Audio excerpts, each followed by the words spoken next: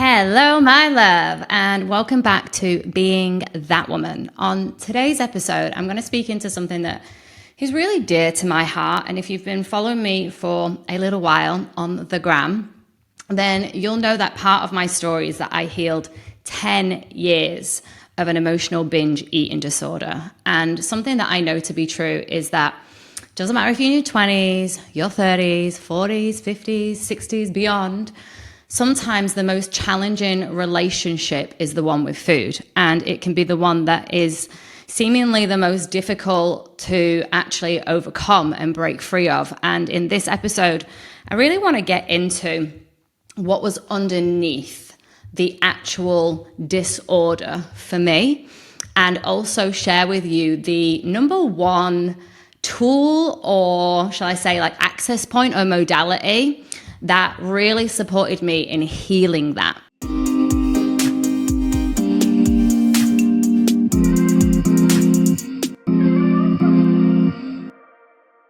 Before I get started on all of the juice, I just really want to put on the table, emotional binge eating behavior is the symptom. It is not the cause.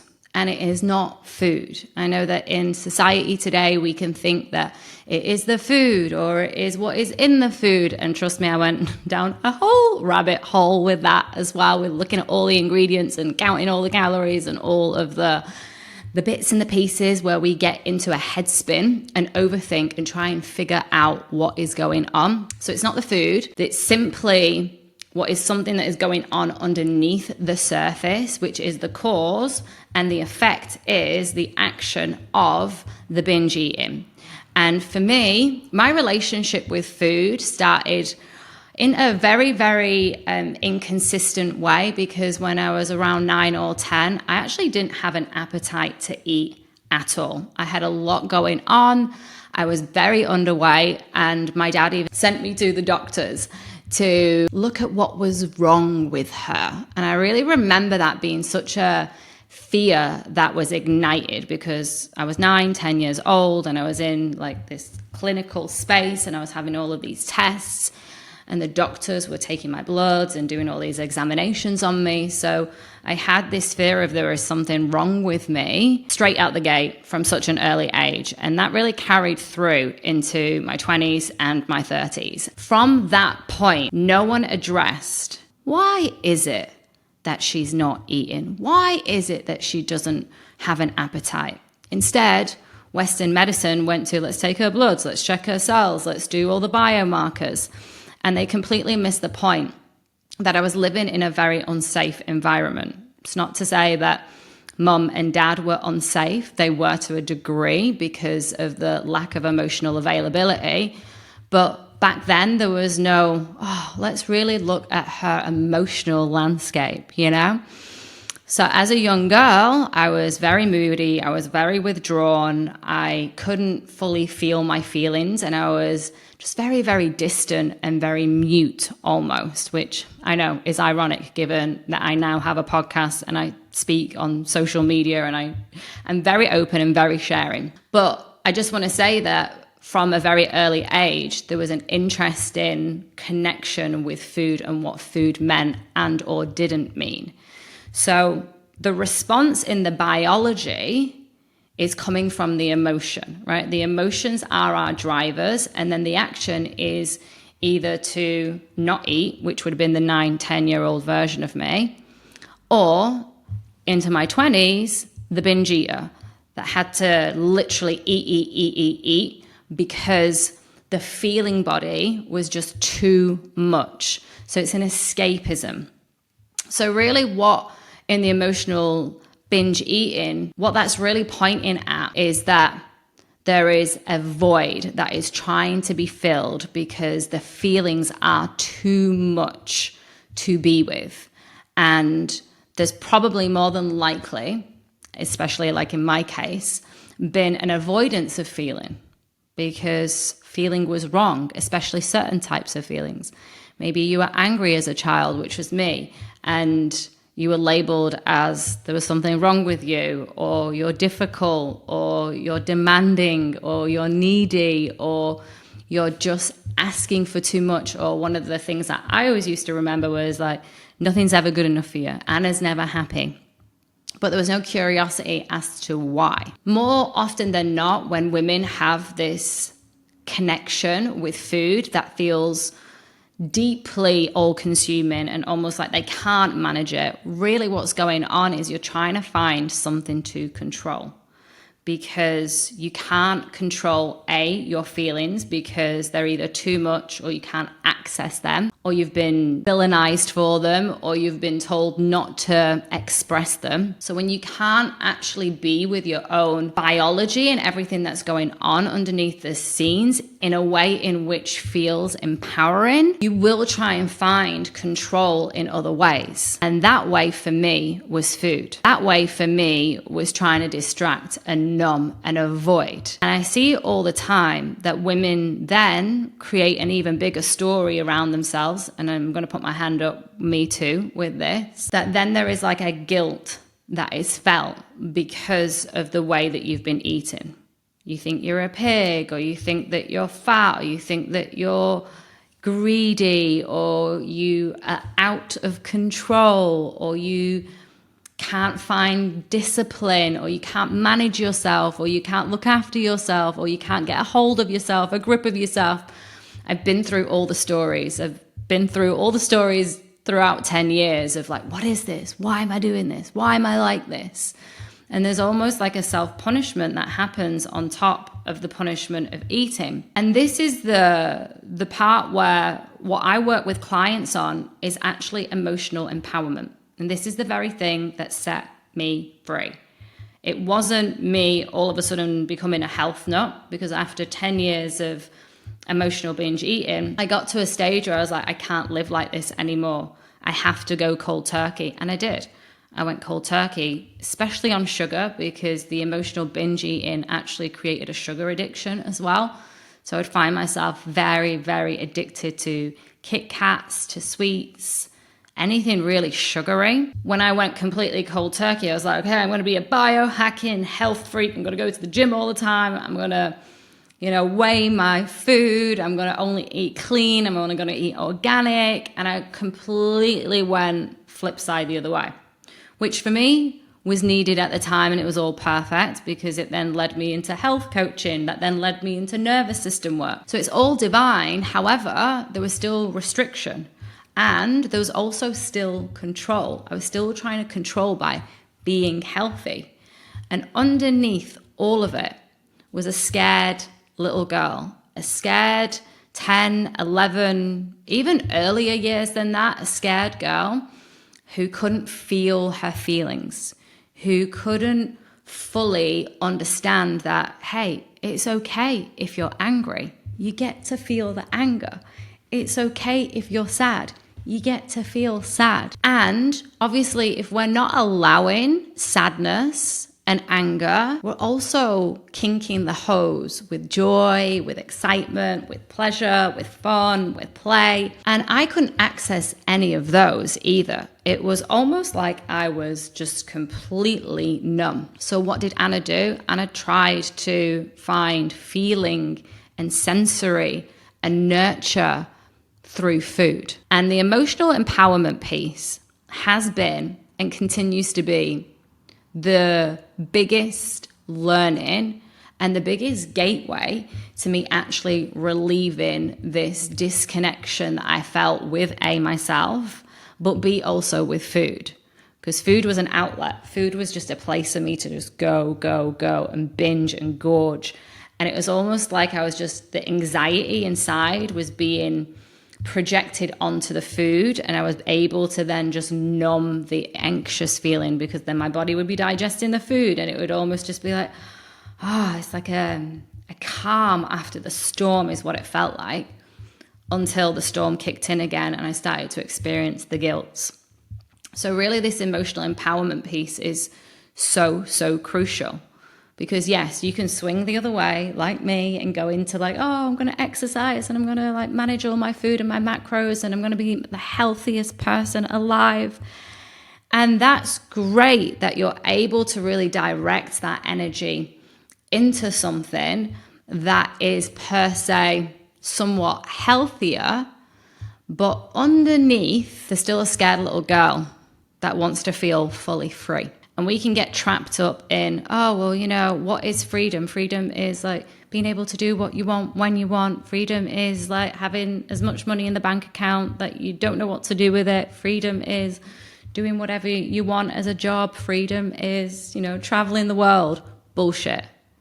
Freedom is a feeling. It is not something that you can attain outside of you.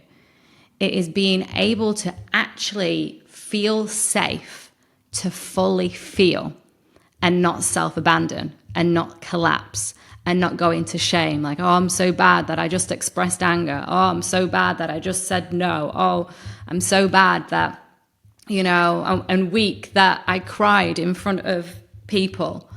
You know, that's the part where all of a sudden you've gone from expressing the emotion to then trapping yourself in the prison of you're not a good person, or there's something wrong with you, or you're going to be judged, when in actual fact you're judging yourself.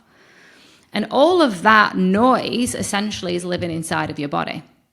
And it's the driving force that's going to have you go to eating something that then isn't going to feel good for you, because you've eaten it out of fear and stress and scarcity versus desire and just like a yes to it. I never thought in a million years that I would ever be able to go to, shall we say, like a non-healthy sugar cakey store, because in my health nut era, I would only eat like pure cacao with, you know, coconut sugar in it. But I never thought that I would be able to walk into a coffee shop, a pastry shop, whatever, and have something, because I was like, oh, that I really want to try it. I really want to see what that tastes like.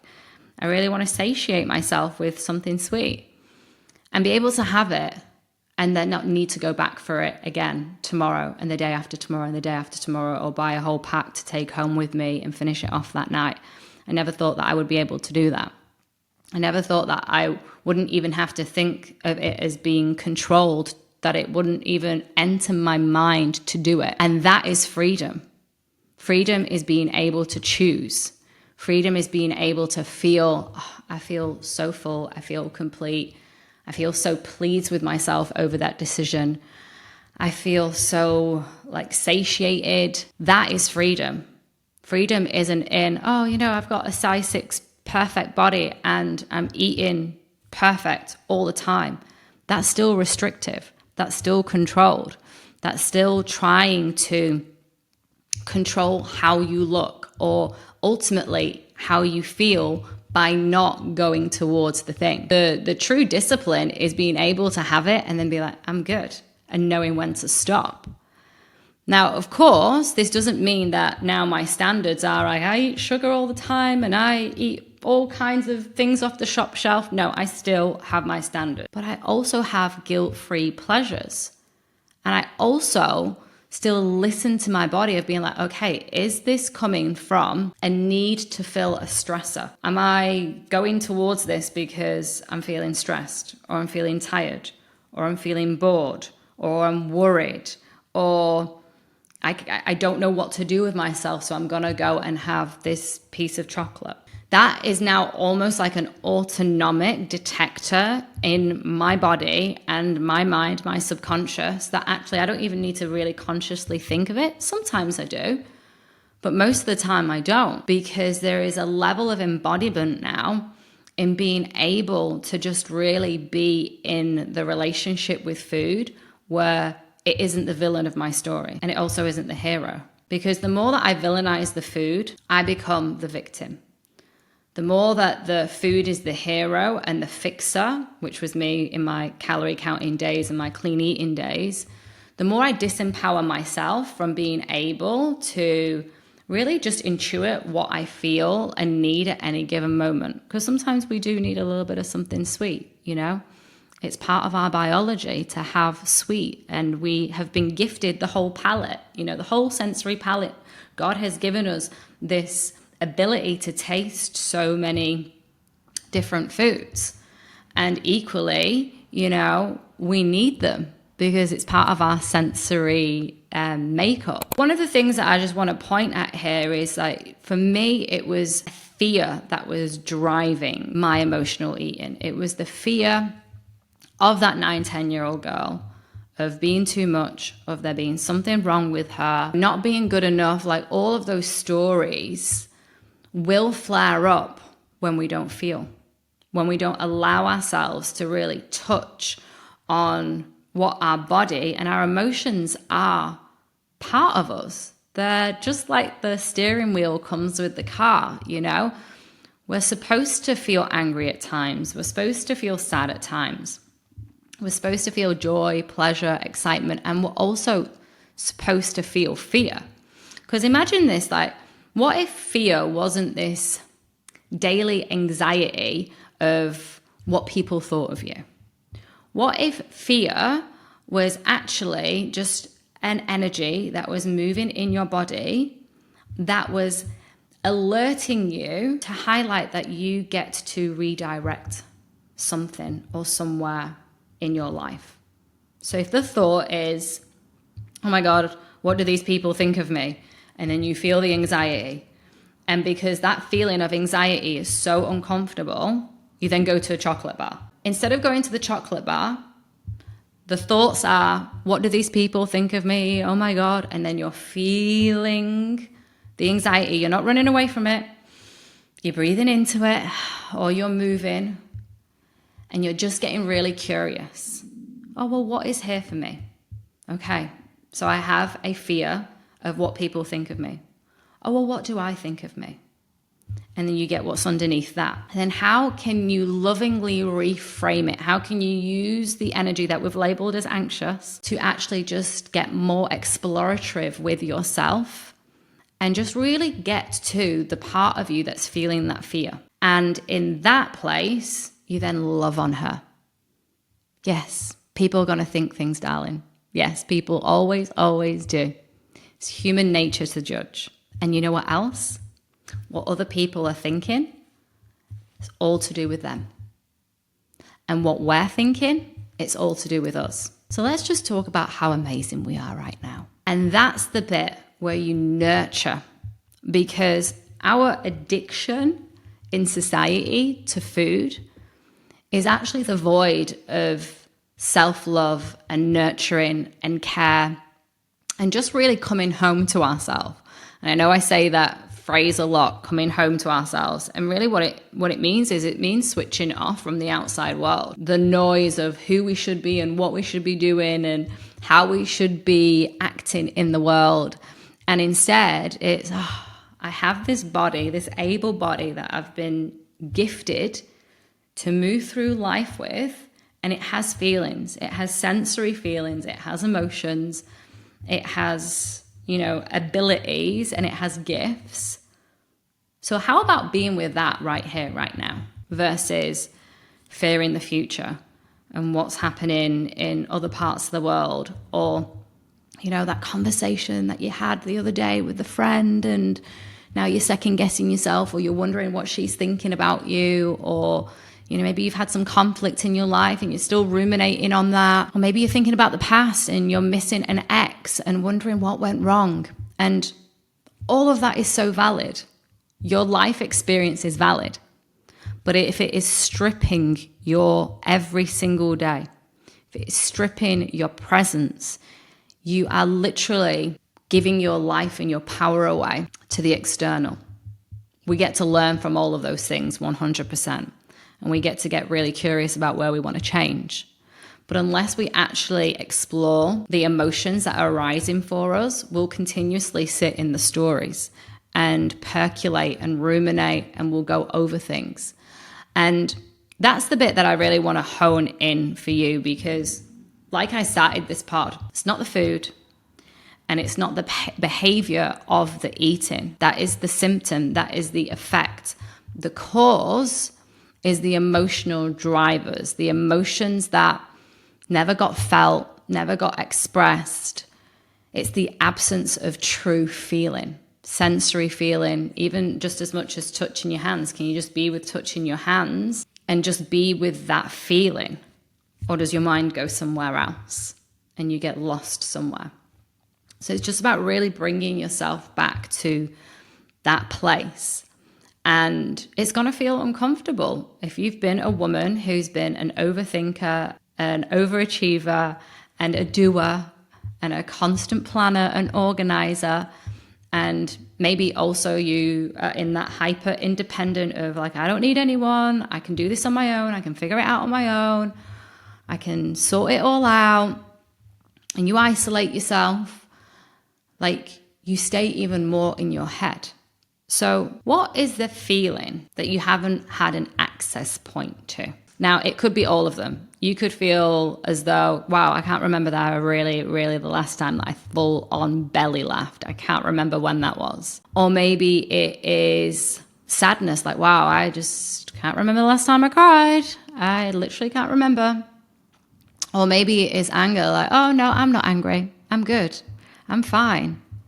And just really explore. So the key emotions are sexual feelings, so sexual energy, which is also our creative energy.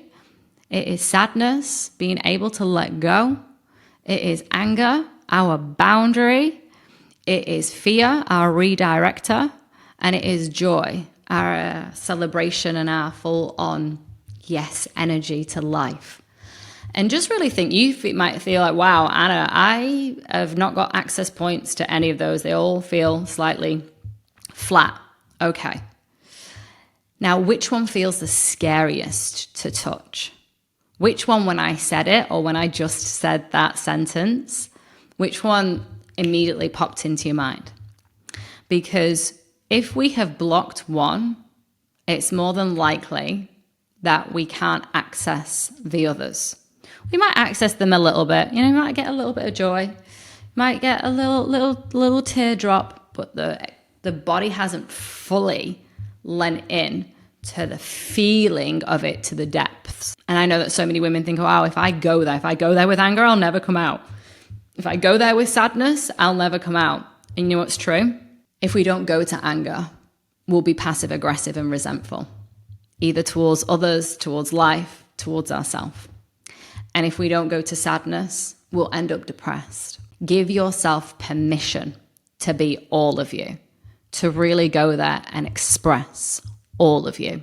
My love, I hope that something in this podcast really landed for you and resonated for you. I would love, if something really touched you, I would really love for you to come into my DMs and share. I know that this is a really tender subject. It would be my privilege to have a conversation with you about this. And also, I would love a 5-star review and a little cheeky share on Instagram and a tag so that I know that you're with me on this journey.